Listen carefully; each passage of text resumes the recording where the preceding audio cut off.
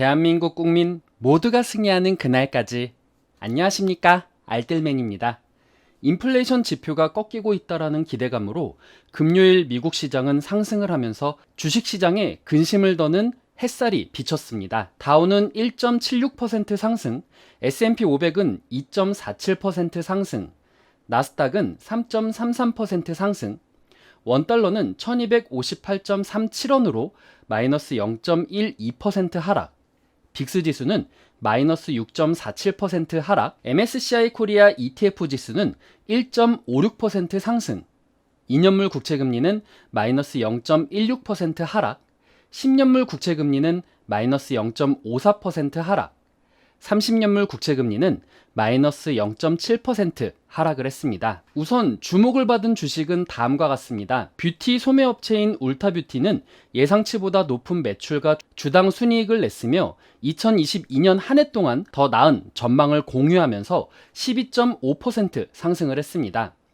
소프트웨어 회사인 오토데스크는 순이익과 주당 순이익이 예상치를 넘으면서 10.3% 상승을 했습니다. 중국 전자상거래 회사인 핀듀오듀오는 예상치를 넘은 실적을 발표를 하고 전년도 대비해서 활성 구매자 수가 7% 증가를 했다라고 발표를 하면서 15.2% 상승을 했습니다. 델은 예상치를 넘는 주당 순이익과 매출을 발표를 하고 비즈니스 고객의 데스크탑 및 랩톱 수요 증가로 이익을 얻었다라고 언급을 하면서 12.9% 상승을 했습니다.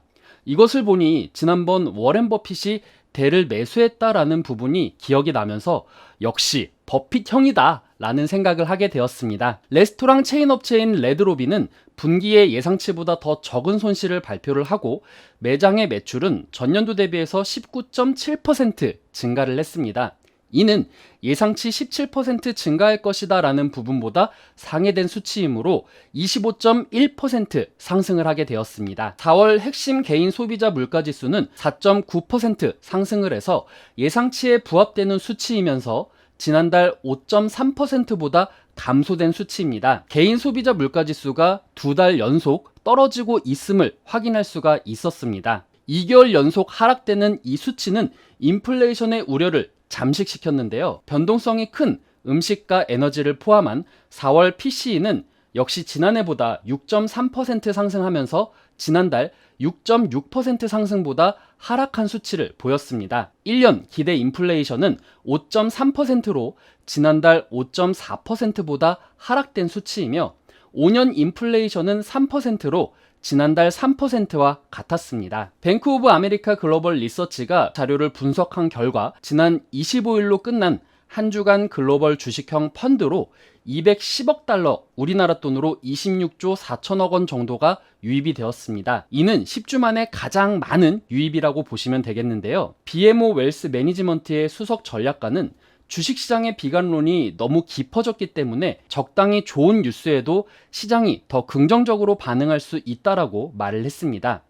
하지만 경보 해제 깃발과 같은 것을 흔들기에는 시기상조라며 우리는 여전히 불안한 시장을 예상한다라고 덧붙였습니다. 시카고 상품소 CME 패드워치에 따르면 연방기금 금리 선물 시장에서 연준이 6월 회의에서 기준금리를 50bp 인상할 가능성은 96.8%로 7월 회의에서 50bp 인상 가능성은 90.4%로 나타냈습니다. 7월물 서부 텍사스산 원유 WTI 가격은 전장보다 98센트 오른 배럴당 115.07달러, 0.9% 상승 마감을 했습니다. 오늘 30일부터 시작되는 메모리얼 데이를 시작으로 미국의 드라이빙 시즌이 시작이 되면서 휘발유 재고가 줄어들며 여행 수요 증가로 인해서 휘발유 공급은 더욱 심화될 것으로 전망되고 있습니다. 아울러 30일과 31일 날 열리는 EU 정상회의에서 러시아산 원유 수입 금지 법안을 앞두고 코메르츠 방크 원자재팀은 EU가 조만간 러시아산 원유를 금지할 것으로 예상하며 세계 분기의 원유 전망치를 각각 5달러씩 상향을 했습니다. 하지만 하반기 수급 균형이 이루어지면서 유가는 100달러 아래로 떨어질 것이라고 전망을 했습니다. 금일 국내 증시는 미국 시장에서 우려가 되었던 요소인 인플레이션 지표들이 점점 꺾이기 시작하며 소매기업들이 생각보다 인플레이션에 대해 영향을 덜 받는다라는 결과들이 나오면서 미국 시장이 상승한 만큼 국내 시장도 해당 영향을 받으면서 상승 출발을 할 것이다 라고 생각이 됩니다. 하지만 미국 시장은 30일 휴장이라는 점과 국내 시장은 6월 1일 선거일로 휴장이고 유가가 드라이빙 시즌을 맞이하면서 유가가 상승하고 있는 부분은 상승폭을 올리는데 부담감을 줄 것입니다. 경제가 아직도 탄탄한지, 탄탄하다라면 인플레이션 우려가 줄어들었을 때 연준이 자이언트 스텝을 할 필요가 있을지가 주목되고 있으며 이러한 부분은 고용보고서 결과에 따라 변화될 것이라고 생각을 합니다. 참고로 고용보고서는 이번 주 금요일 날 발표가 됩니다. 이번 주 일정 잘 참고하셔서 꼭 성투하시길 바라겠습니다. 5월 30일 월요일은 메모리얼 데이로 미국장이 휴장을 합니다. 연준 월러 이사의 연설이 준비가 되어 있습니다. 5월 30일 화요일에는 세일즈포스, HP, 빅토리아 시크릿, 차지포인트의 실적이 발표가 되고 소비자 신뢰지수가 발표가 될 예정입니다. 6월 1일 수요일에는 제조업 PMI 지수, ISM 제조업 지수, 5월 자동차 판매 지수, 그리고 블러드 총장의 연설이 있고요. 연준의 베이지북이 발표될 예정입니다. 6월 2일 목요일은 실업수당 청구 건수가 발표가 되고 로레타 메스터 클리블랜드 연은 총재의 연설이 준비되어 있습니다. 6월 3일 금요일은 비농업 부분 신규 고용자 수와 실업률이 발표가 되고 서비스 PMI 지수, 그리고 레이얼 브레이너드 연준 부의장의 연설이 준비가 되어 있습니다. 오늘 내용 괜찮았다 생각되시는 분들은 하단의 구독과 좋아요, 알람 설정을 눌러주시면 제가 영상을 만드는데 큰 힘이 될 것 같습니다.